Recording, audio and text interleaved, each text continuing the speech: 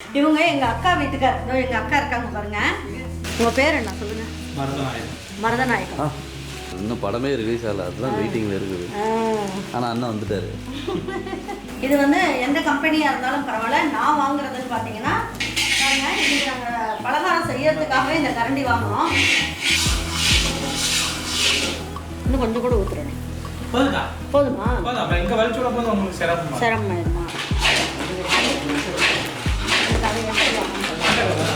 உங்க ஃப்ரெண்டுன்ற ஜாலியாக பார்த்துருக்கீங்க.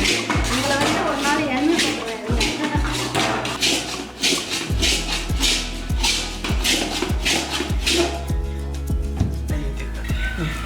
சட்டியில் ஒட்டாமல் நல்லா வந்திருக்கு பாருங்க. பக்கத்தில் இருந்துட்டு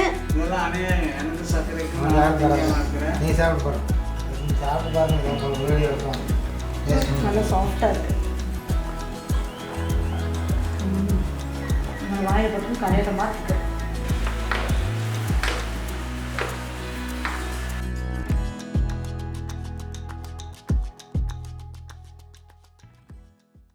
இப்போ நைஸ் மைசூர் பாக்கு செஞ்சிடலாம். அதான் கிருஷ்ணா ஸ்வீட்ஸ் எல்லாம் கிடைக்கும் இல்லைங்களா, ஸ்பெஷல் மைசூர் பாக்கு நம்ம செய்ய போகிறோம். இது எப்படி செய்யலாங்கிறத அப்படியே மெஷர்மெண்ட்டோட செய்ய செய்ய அப்படியே காமிக்கிறோம்.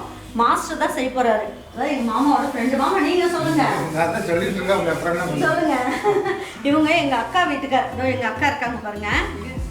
பாருங்க, இதான் என்னோட அக்கா.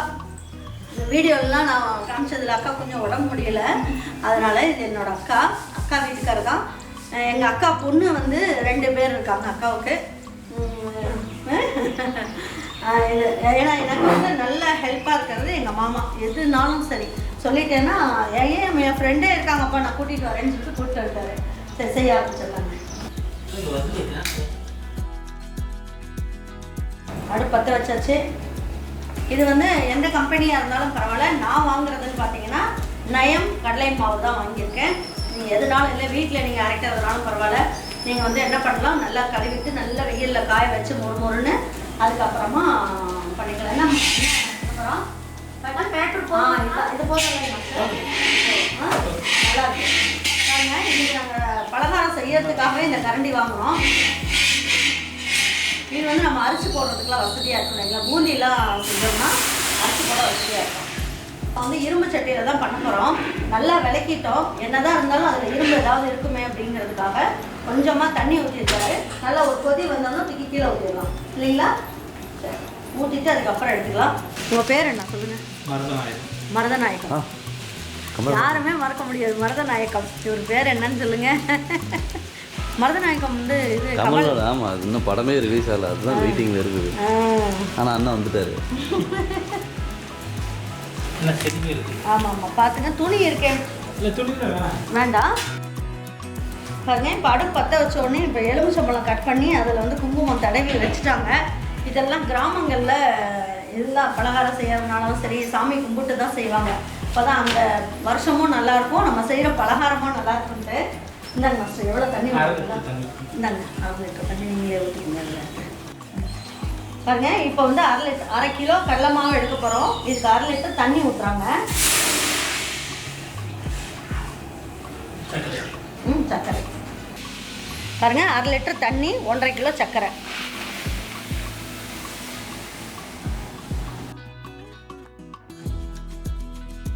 மாஸ்டர், இதுக்கு நெய் காய்ச்ச மாட்டீங்களா? நெய் எண்ணெயில் சூடு ஏறினால 2 வேளை இருக்குன்றீங்களா? இப்போ அதுலேயே பச்சையாகவே ஊற்றிக்கலாம். இப்போ பச்சை வாசம் வராது. இதுக்கு எண்ணெய் ஊற்றலாம். ரீஃபைண்ட் ஆயில் ஊற்றிக்கலாம். நீங்கள் எந்த கம்பெனி வேணாலும் வாங்கிக்கிங்க, ரீஃபைண்ட் ஆயில் ஊற்றிக்கலாம். அப்போ வந்து இதை காய்ச்சலாம் வேண்டாம். இது பாருங்க, மாஸ்டர் என்ன சொல்கிறாருன்னா, இப்போ இந்த கடலை மாவு இருக்குல்லையே, இது வந்து நல்லா ஜலிச்ச கடலை மாவு தான் நல்லா இருக்கும், சூப்பராக. இல்லை உங்களுக்கு வந்து சந்தேகமாக இருக்குன்னா நீங்கள் ஜலிச்சிக்கலாம். இது நல்லது, நம்ம எப்பயுமே வாங்குறதான்றதுனால நான் அப்படியே போட்டுக்கிறேன். இப்போ இதுக்கு வந்து நம்ம டைரெக்டாக இதில் கொட்ட வேண்டாமா, எண்ணெய் கொஞ்சம் போட்டு இதை நல்லா பிணைஞ்சி விட்டுக்கலாம் அப்படிங்கிறாங்க. இந்த மாதிரி மாவில் கொஞ்சம் எண்ணெய் ஊற்றிட்டு நல்லா கலந்து வச்சுட்டு அப்புறம் ஊற்றினோம்னா கட்டி விடுவாதுன்றாங்க. 1/2 லிட்டர் 1/4 லிட்டர் எண்ணெய் ஊற்றிக்கலாம்.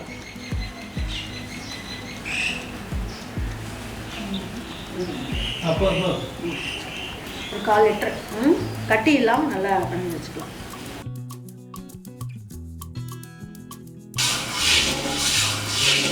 இன்னும் கொஞ்சம் கூட ஊற்றுறேன். போதுமா? இங்கே வலிச்சு விட போது உங்களுக்கு சிரமமா? சரி. இது வந்து கம்பி பாக்கு இது மாதிரி வரணுமா மாஸ்டர்? பாகு அப்படி இல்லைங்க, நல்லா சக்கரை கலந்து நல்லா பொரிச்சா போட்டாலே போதும். கட்டிலாம் எல்லாமே இந்த மாதிரி கரைச்சி வச்சுக்கலாம். அப்போ ஊற்றுறதுக்கும் வசதியாக இருக்கும்.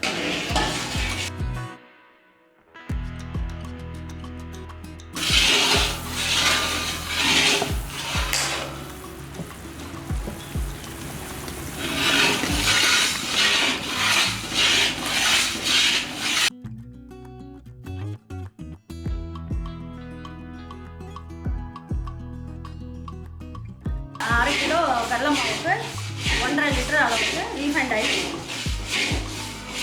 இதெல்லாம் கொஞ்சம் வசதியாக எடுத்து ஊற்றி வச்சிட்டோம்னா ஈஸியாக இருக்கும். இதை சுட வைக்க வேண்டாம், அப்படியே எடுத்து டைரெக்டாகவே ஊற்றலாம். இந்த 1.5 லிட்டர் ரீஃபைண்ட் ஆயிலில் தான் 1/4 லிட்டர் எடுத்து நம்ம மாவு பிணையறதுக்கு வச்சிட்டோம். மீதி 1.25 லிட்டர் அளவுக்கு எண்ணெயை இதில் ஊற்றிடலாம்.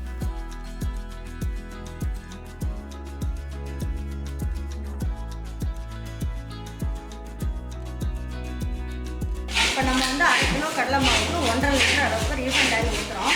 சப்போஸ் எனக்கு வேண்டாமா, எண்ணெய் வேண்டாம், நெய் தான் வேணும் அப்படின்னா நீங்கள் 1.5 லிட்டருக்கு பதில் நீங்கள் வந்து நெய்யே கூட செய்யலாம். அதுவுமே நல்லாயிருக்கும். கிருஷ்ணா ஸ்வீட்ஸில் கிடைக்கிற மாதிரியே இருக்கும். எல்லாராலையும் இவ்வளோ நெய்லாம் வச்சு செய்ய முடியாது இல்லையா? அதனால் நம்ம எண்ணெயும் சேர்த்துக்கலாம். இதுவுமே நல்லா பக்காவாக சூப்பராக இருக்கும்.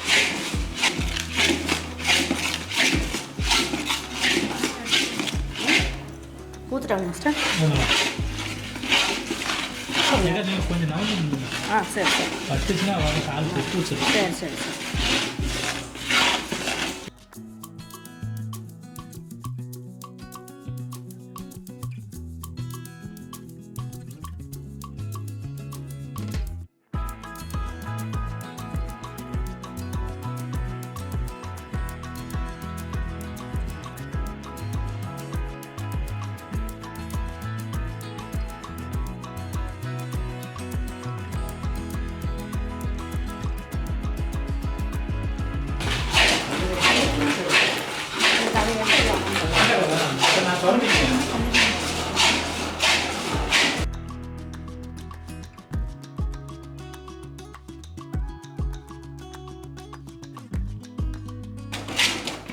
இப்போ அடுப்போட அனலை வந்து கம்மி பண்ணிட்டாங்க.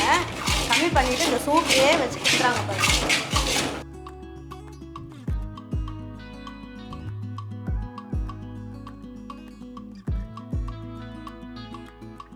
நீங்கள் அப்படியே சீரியஸாக பார்த்துருக்கீங்க. எப்படி கிண்டுறதுன்னு பார்க்குறீங்களா? எங்கள் ஃப்ரெண்டுன்றதை நீங்கள் ஜாலியாக பார்த்துருக்கீங்க. உங்களை வந்து ஒரு நாள் எண்ணெய் போட்டுருவேன். எங்கள் அக்கா வீட்டில் வந்து எண்ணெய் நல்லா செய்வார், சூப்பராக செய்வார். கிண்டுறதுலேயே அது வந்து நெக்ஸ்ட் ஆகிடும் போடுறீங்களா?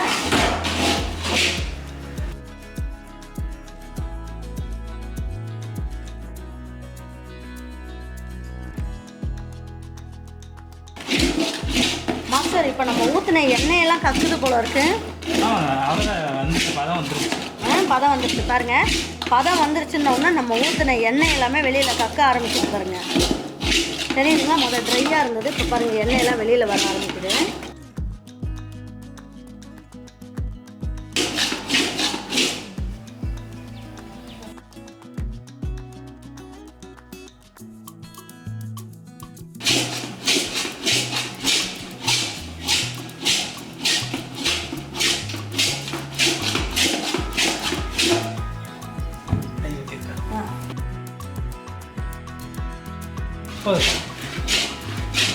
நான் ஒரு 150 ml அளவுக்கு நெய் ஊற்றிருக்கேன்ப்பா. பாருங்க, 5 ஏலக்காவை நான் பொடி பண்ணி வச்சிருக்கேன். அதை மட்டும் சேர்த்துக்கலாம்.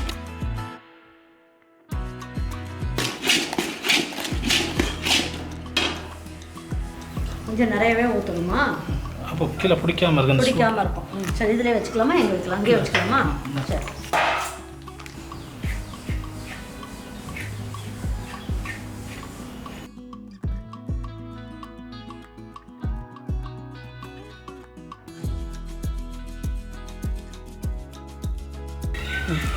சட்டியில் ஒட்டாமல் நல்லா வந்திருக்கு.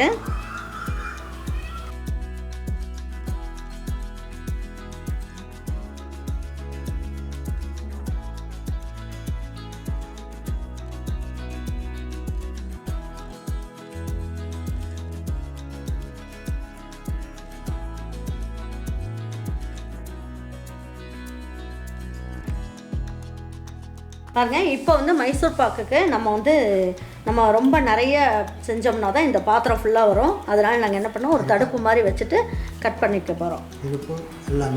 எல்லாம் கரெக்டாக இருக்குது. பக்கத்தில் நின்றுட்டு இருக்கிறது இதுக்கு தான். நீங்கள் பாருங்கள், பக்கத்தில் இருந்துக்கிட்டு அது வெட்டி கொடுக்கட்டும் மாஸ்டர். நல்லா சாஃப்டாக இருக்குது.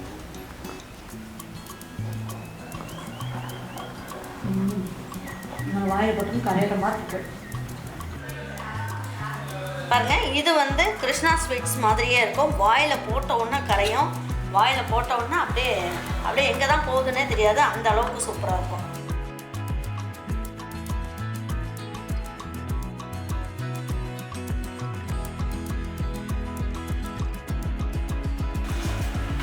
இப்போ எப்படி கட் பண்ண போகிறீங்க?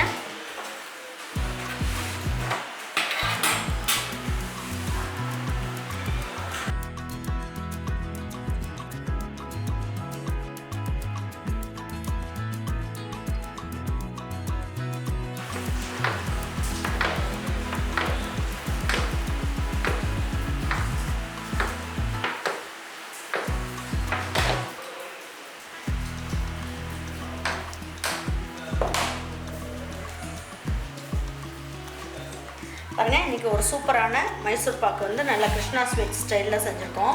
ஒன்று எடுத்து பிச்சு காட்டுறேன் பாருங்கள் எப்படி இருக்குன்ட்டு.